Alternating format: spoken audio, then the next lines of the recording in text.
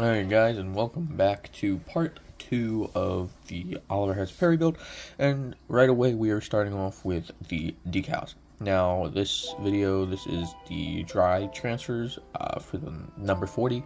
I think it came out okay, as you can see a little scratch mark there, but yeah, they're fine, nothing special. And then right here we are just cut out all of the, I don't know what these are, I guess vent holes for the main thing. Anyway, don't come out like I did. I lost a few, and you can see a few get crunched. It was easy enough to straight the ones that got bent out, but it was harder to find the ones that were lost to the carpet monster.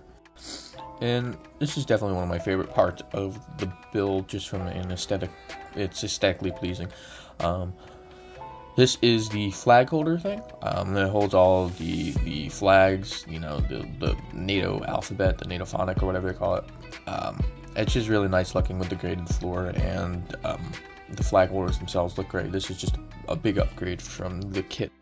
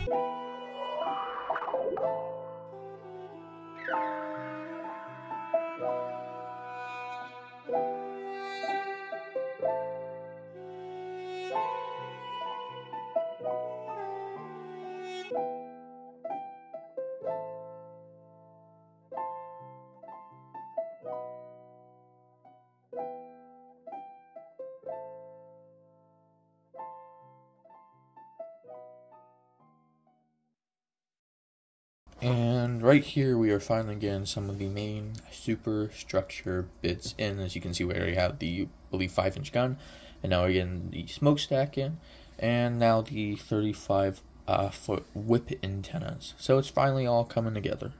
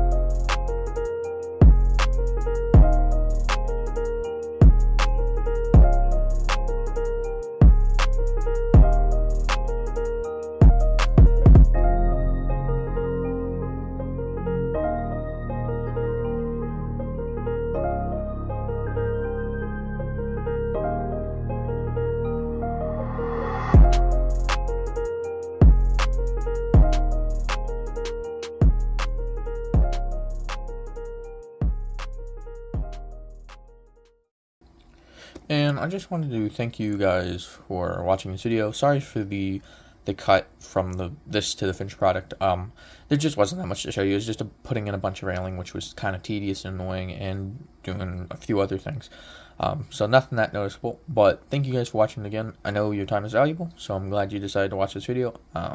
Anyway, I will see you in the next video. I think I'm going to do something either 700 scale or a USS Alaska class build in 350. So look out for that. I guess I'll let you know on like Instagram or whatever. So follow me and remember to like and subscribe. See you.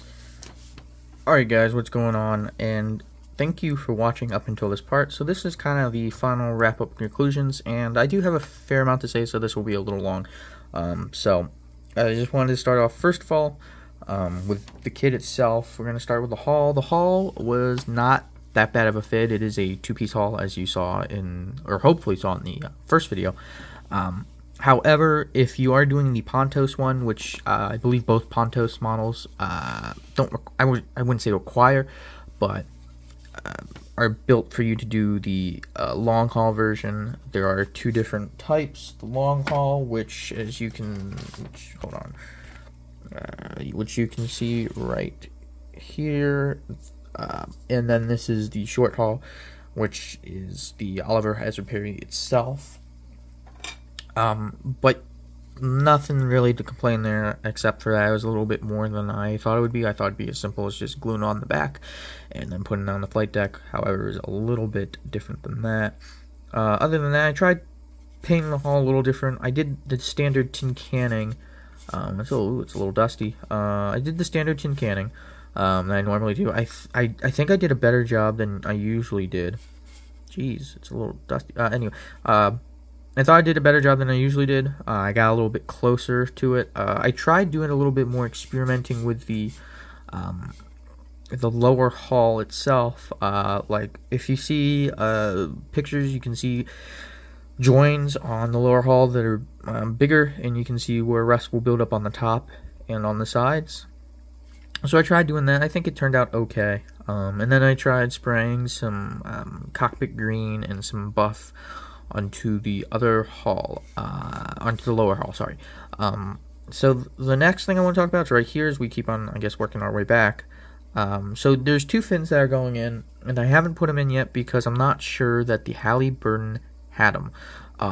Now some of them, I should say, I'm not sure on the Halliburton, but some of them had kind of like fins, like rudder-shaped fins that would go right here. I'm not sure if the Halliburton was one of them.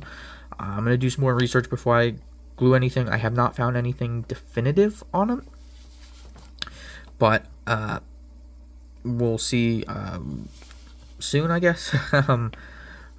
What else? As you can see, that was not a great fit. I cannot for the life of me. Problem is that this didn't glue down very well, and so anytime that it moves, it seems to crack. I tried mitigating it, but it's not going to work. I'm going to try figuring something else, but from what I've seen, everybody's had a problem there. Some people, most people do it better than I did, but I just didn't think about that. I didn't watch any real builds before I built this, which is different than usual. So then, I guess, next, talk about the main superstructure, since we're on there. The main superstructure went together well. The Pontos deck is a nice touch because it gets rid of some of the stuff that you don't use in the later models. That's the great part about this Pontos kit, is it comes with photo etch for this little rocket launcher, or sorry, missile launcher, whatever it is, and then some of the older radar systems, like one that would go right here. However, since I'm doing this as a later year, like I don't know, 2000, something like that, all those were removed by then. Yeah, so, and then nicely enough, you do get a brass gun barrel for the main gun, which I've heard from people that it snaps all the time. So mine didn't, but I decided to just go with it anyway. And then there's the phalanx gun, which I wish it came with just some photo etch, just something, but it didn't. But their advanced set, which is what they call it, comes with a resin one, so that's nice enough. The main mast, I had problems with this main mast. I think I talked about in the last video. It's entirely on my fault. I should have paid a little bit more attention to it. But I thought they were all four the same legs. They are not. As you can see, it's canted to the bow quite a bit. It should be facing towards, or it should be leaning towards the stern. I painted it. It's really showing up pretty pink in my camera for whatever reason, but it's not this. It's pretty gray. And a little gold. I don't know what's going on there. Anyway, it's gray. To me, it's like a little just pinker than the other gray that I've been using. The radar went together very nicely. Everything went together very nicely. There's no real major fit issues except for that, which is on both sides.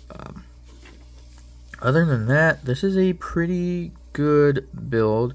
I do like the use of dry transfers. I thought they were a nice touch. However, I wish they came with dry transfers for these markings. They're a little bit thick. They look okay now, but they are a little bit thick. And then lastly, I guess I should talk about is I decided to paint the squadron for this build as HS6, the Screaming Indians. I decided to leave the doors off. I couldn't quite get them to look right. Even in styrene, they just look too thick, so I'm just going to leave them off. It's not going to be accurate, but oh well. Yeah, other than that, it went together very well. This is a trumpeter one. So used the photo etch landing gear, and that's it. Yeah. So thank you guys for watching. I wanted to keep this somewhat brief. I could probably go on a longer tangent about it, but I don't want to take up your precious time. So thank you guys for watching so much. I will see you guys in the next video. I don't know what that will be, but hopefully something interesting. So see you guys then. Peace. Gary!